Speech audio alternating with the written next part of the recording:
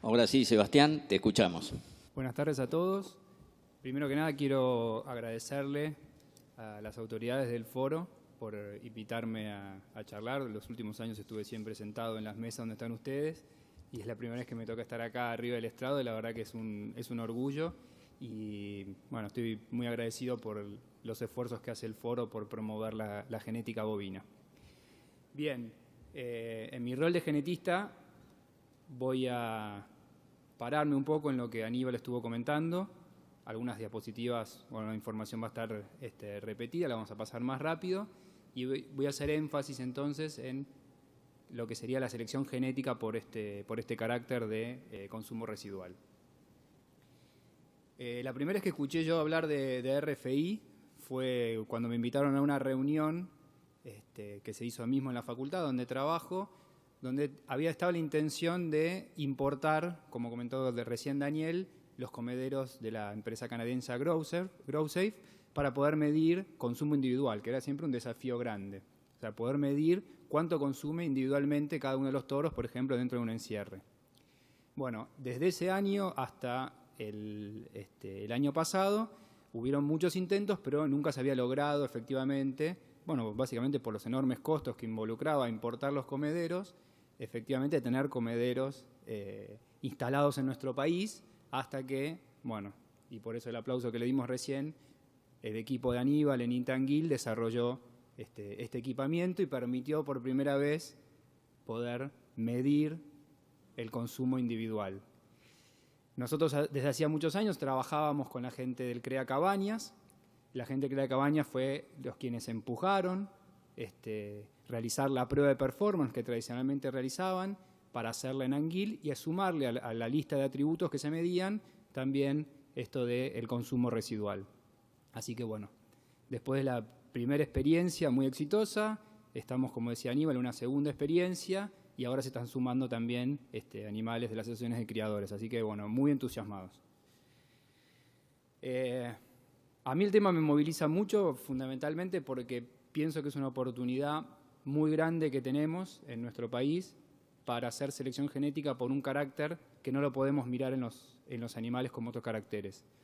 Nosotros, las evaluaciones genéticas en bovinos de carne en Argentina, en las principales razas, están desarrolladas y tienen muchos años, digamos, de desarrollo, valga la redundancia, y a veces uno siente que faltan nuevos atributos para los cuales seleccionar. Y de golpe aparece un atributo que todo el mundo está convencido de que vale la pena, que es la eficiencia de conversión, y mucha información que nos dice que ese atributo correlaciona poco con otros caracteres, digamos, o sea, que no deprime otros caracteres y entonces lo convierte en una oportunidad enorme para selección genética.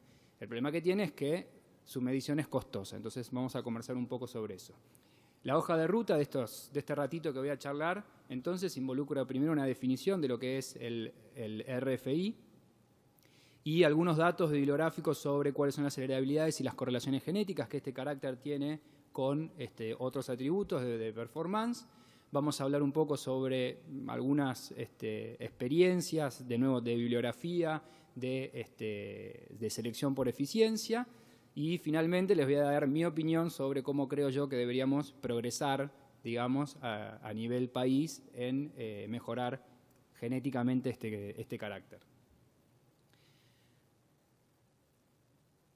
Bueno, el gran desafío entonces es, quizás voy a volver para atrás, en el caso de los bovinos entonces se necesitan más o menos, hay mucha variabilidad, pero para poner una referencia, esto se lo tomé de una presentación de Aníbal, alrededor de 7 kilos de alimento para producir 1 kilo de carne. ¿Cómo podemos mejorar eso? Y lo más importante es la existencia de variabilidad con respecto a eso.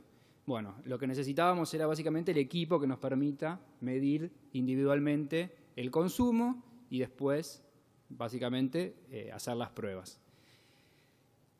La definición del RFI, en inglés, es de Residual Feed Intake, un poco lo comentó Aníbal. Lo que hacemos básicamente es regresar, lo que estamos en esta ecuación viendo es una ecuación de regresión, lo que estamos haciendo es regresar entonces el consumo de cada animal en función de su peso metabólico y la ganancia diaria a lo largo de un periodo de prueba. Cuando uno aplica el análisis de regresión, lo que sobra de hacer la diferencia entre el consumo y las estimaciones de esos parámetros que aparecen ahí, simbolizados con el beta, es lo que se llama en regresión un residual. En inglés residual, y de ahí sale el nombre residual feed intake. De nuevo, una vez más, insisto con esto, que se lo comentó Aníbal recién, no es una cuestión de que estamos midiendo cuánto deja el animal de comer, sino que la palabra residual viene básicamente de un concepto de estadística o de análisis de regresión. Por eso, alguna vez he escuchado que también se lo llama eficiencia neta de conversión, lo cual me parecería un término más apropiado que residual feed, que el consumo residual, pero bueno, las siglas RFI ya se han difundido un montón. Bueno, ¿qué hacemos entonces? Bueno, básicamente tenemos la regresión. Estos son los datos del que se tomaron el año pasado en la prueba de Anguilla. El gráfico es similar al que presentó Aníbal.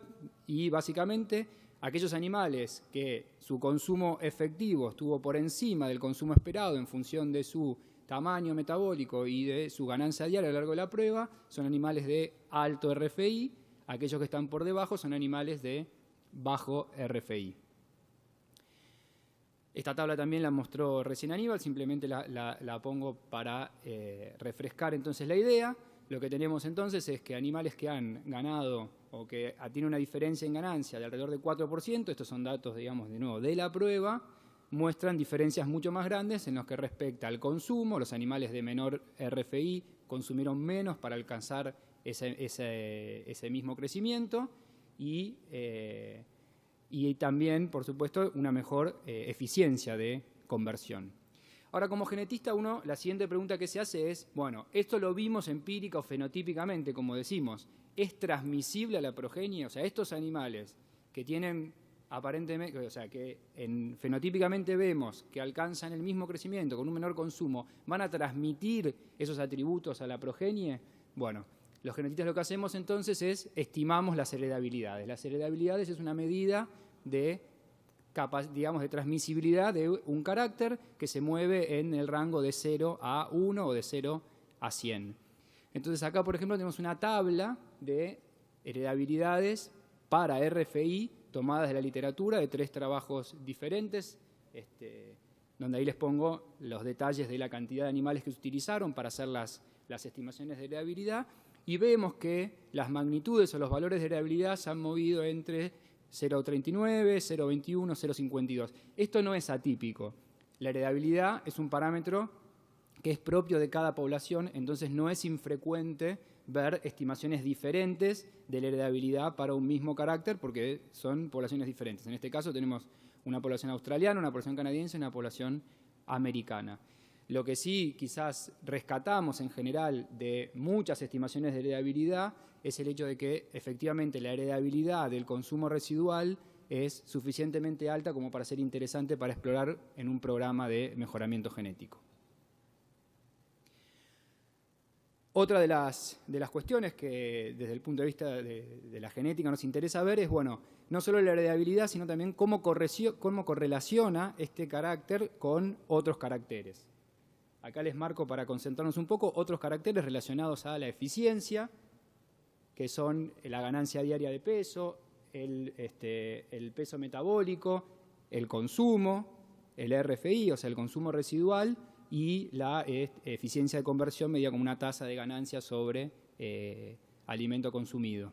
Son diferentes caracteres que se han a lo largo, digamos, del tiempo utilizado para evaluar eficiencia. Lo que me interesa acá mostrarles, y por eso les marco esa línea, es, bueno, ¿cuál es la correlación que tiene el RFI con estos otros caracteres? Lo primero que notamos son con las columnas de la izquierda, que correlaciona muy poco genéticamente con ganancia diaria y peso metabólico, que, bueno, básicamente es lo que uno esperaría, porque estamos corrigiendo el consumo por esos caracteres. Y en este trabajo lo que han detectado es una correlación muy fuerte con la eficiencia de conversión, de nuevo, medida como el cociente entre ganancia por consumo. Ese valor, menos 0,92, implica una correlación genética muy fuerte Otros trabajos en la literatura muestran valores diferentes, pero el RFI entonces está correlacionado genéticamente fuerte con la eficiencia de conversión. En este mismo trabajo, en el de Rolf y colaboradores, lo que han mostrado también han hecho los cálculos de cuál sería la respuesta esperada, nosotros llamamos la respuesta al progreso genético esperado, por seleccionar por estos diferentes atributos de eficiencia.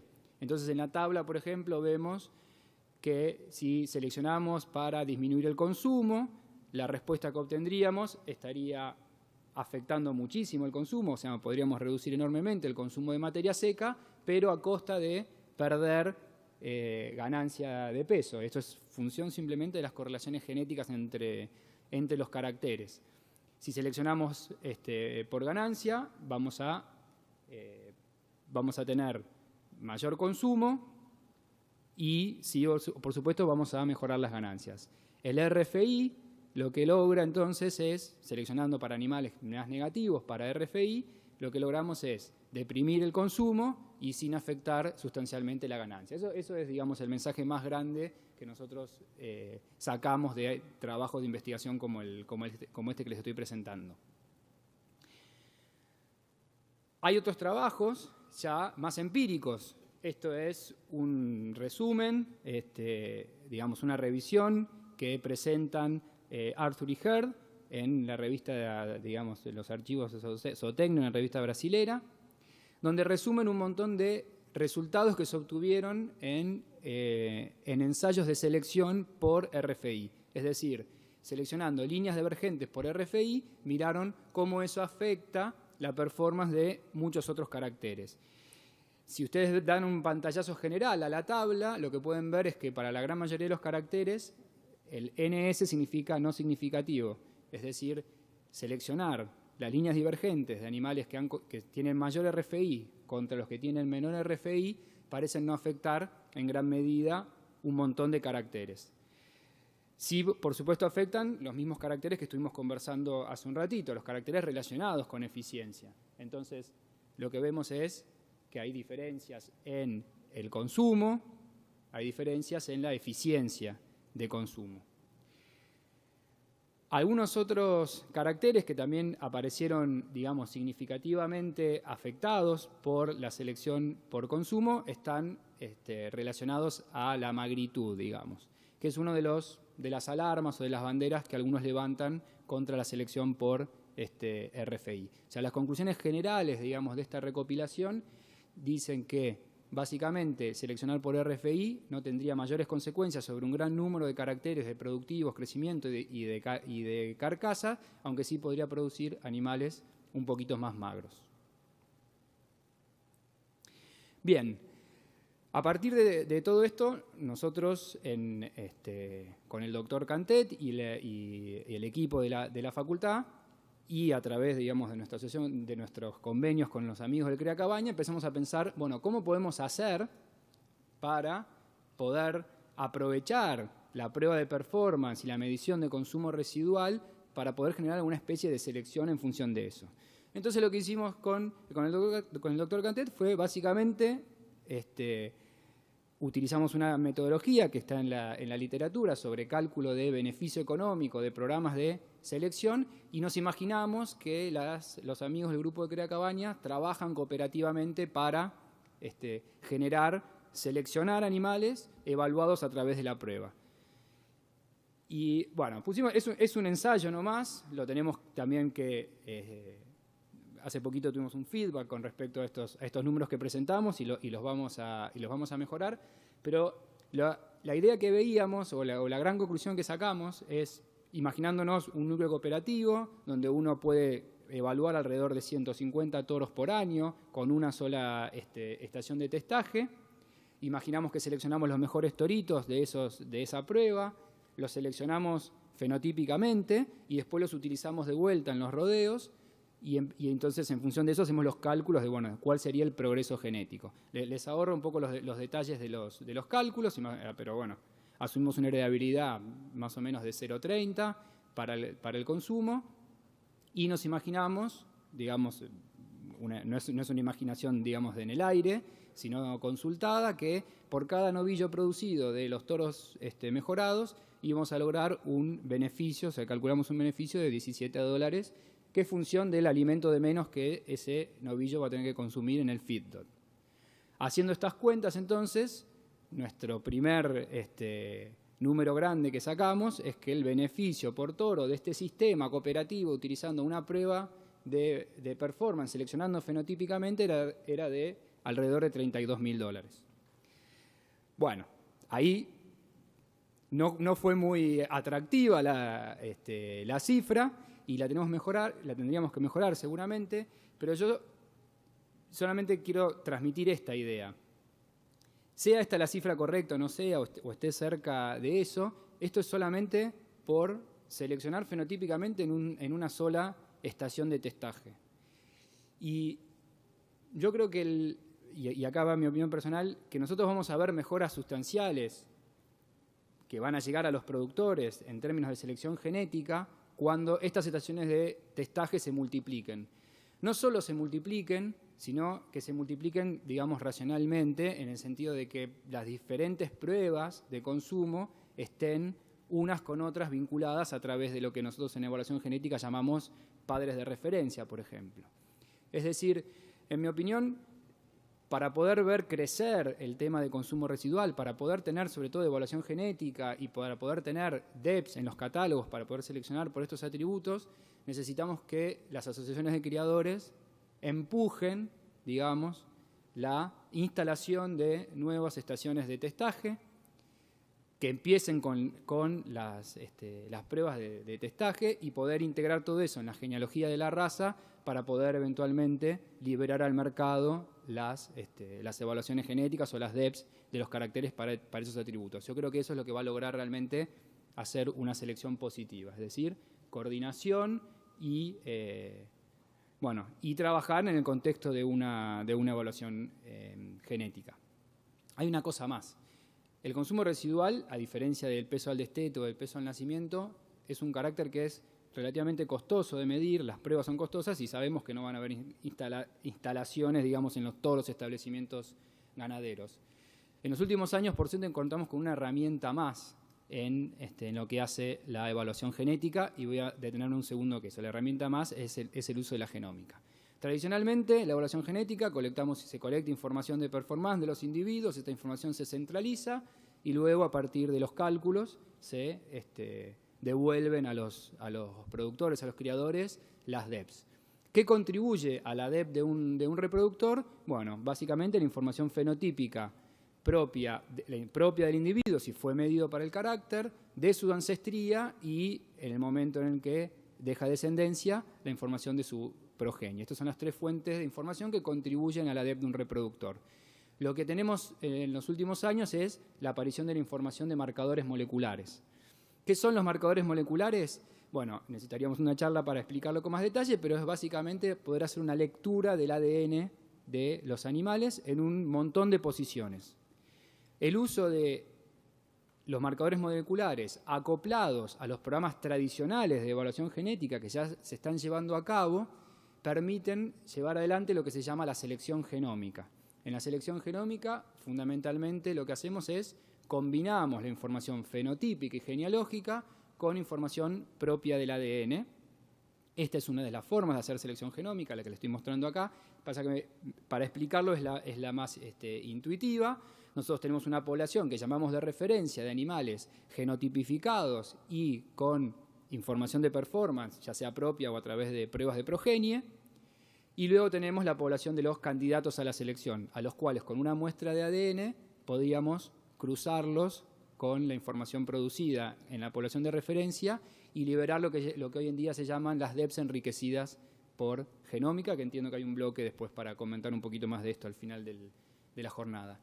Entonces, con el uso de la genómica acoplada a un desarrollo de estaciones de testaje mayor a lo largo del territorio del país, creo que vamos a poder lograr, generar la suficiente información para empezar a presionar a las poblaciones para mayor eficiencia de consumo. Los mensajes, entonces, para el hogar. El RFI es una medida de eficiencia que está corregida por crecimiento y tamaño, tiene una buena heredabilidad y poco impacto en otros caracteres de crecimiento y composición corporal. Una cosa que no mencioné y que es importante, la medida que se toma no es absoluta, sino es relativa. Es decir, cuando nosotros calculamos el RFI, lo estamos haciendo en relación a los otros toros que están participando en la estación de testaje. Para una evaluación genética esto no es problema, porque nosotros estamos acostumbrados a corregir por el efecto grupo de contemporáneos, así que esto no es ningún problema para hacer una evaluación genética, pero sí obviamente es difícil hacer comparaciones de RFI cuando animales fueron evaluados con diferentes contemporáneos. El camino, entonces, que yo creo, para una efectiva respuesta a la presión de selección, vendrá entonces de la mano de programas de evaluación genéticas acoplados con el uso de la selección genómica. Y finalmente, el mensaje para el productor comercial, que dice, bueno, ¿y cuándo me toca a mí ver los resultados de la selección genética? Y a mí siempre me gusta mostrar el gráfico del flujo de genes en cualquier población, en el cual hay una punta de pirámide donde se ejerce la presión de selección y rápidamente ese proceso genético derrama a través del uso de los reproductores al resto de los estratos, entre otros los productores comerciales. Muchas gracias por escucharme.